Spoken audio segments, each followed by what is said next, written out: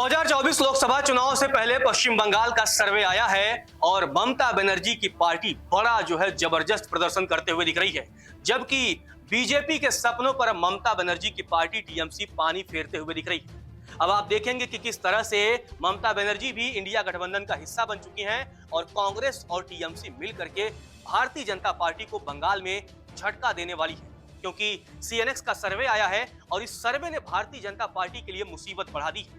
इस सर्वे में टीएमसी वो धमाकेदार प्रदर्शन करती हुई दिख रही है, जबकि भारतीय जनता पार्टी 2019 के मुकाबले 2024 लोकसभा चुनाव से पहले जो सर्वे आया है उसमें पिछड़ती हुई दिख रही है। खुद के प्रदर्शन में भारतीय जनता पार्टी के गिरावट देखने को मिल रही है। चलिए आपको आंकड़ों के जरिए समझा देते हैं। पश्चिम बंगाल का सर्वे आया है और आप देखिए 7% वोट के साथ आईएनसी यानी कांग्रेस 2 सीटों पर जीत हासिल करती हुई दिख रही है।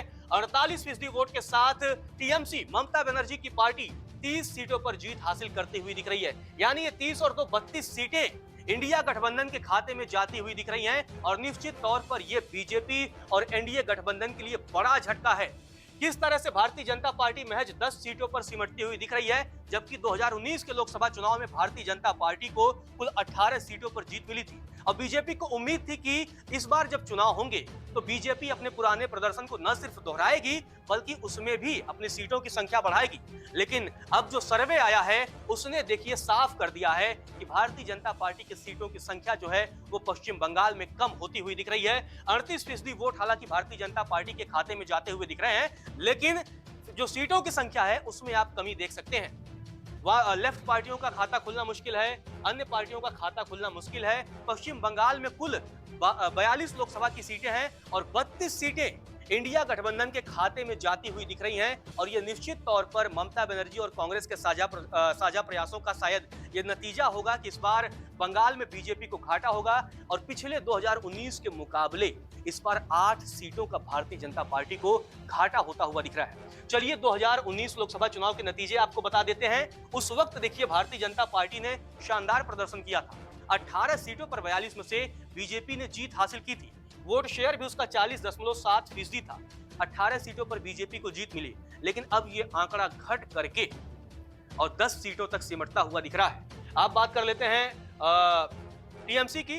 43.3% वोट के साथ ममता बनर्जी की पार्टी ने 2019 के लोकसभा चुनाव में 22 सीटों पर जीत हासिल की थी, लेकिन अब यह आंकड़ा बढ़ता हुआ दिख रहा है और 22 सीटों पर तब वो जीत हासिल की थी। अब 32 सीटों पर ममता बनर्जी की पार्टी 30 सीटों पर माफ करिएगा 30 सीटों पर ममता बनर्जी की पार्टी को टीएमसी को जीत मिलने की संभावना है। 2 सीटें वो कांग्रेस के खाते में 2019 में भी गई थी और इस बार भी कांग्रेस के खाते में 2 सीटें ही जाने की संभावना है। लेकिन बंगाल के सर्वे में बीजेपी को किस तरह से यह घाटा हो रहा है, आप आंकड़ों में आपने देखा किस तरह से भारतीय जनता पार्टी को पश्चिम बंगाल में 8 सीटों का नुकसान हो रहा है। जिस तरह से ममता बनर्जी और अब इंडिया गठबंधन का हिस्सा बन चुकी है, निश्चित तौर पर इंडिया गठबंधन कहीं न कहीं इन राज्यों में वो बीजेपी की मुश्किलें बढ़ाती हुई दिख रही है। जहां पिछली बार बीजेपी ने शानदार प्रदर्शन किया था, 18 सीटों पर जीत हासिल की थी, लेकिन इस बार ये आंकड़े बदलते हुए दिख रहे हैं और भारतीय जनता पार्टी अब 10 सीटों तक सिमटती हुई दिख रही है। नमस्कार, मैं हूं मानक गुप्ता।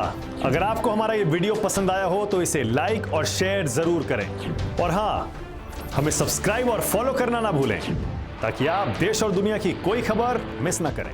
तो जुड़े रहिए हमारे साथ और देखते रहिए न्यूज़ 24।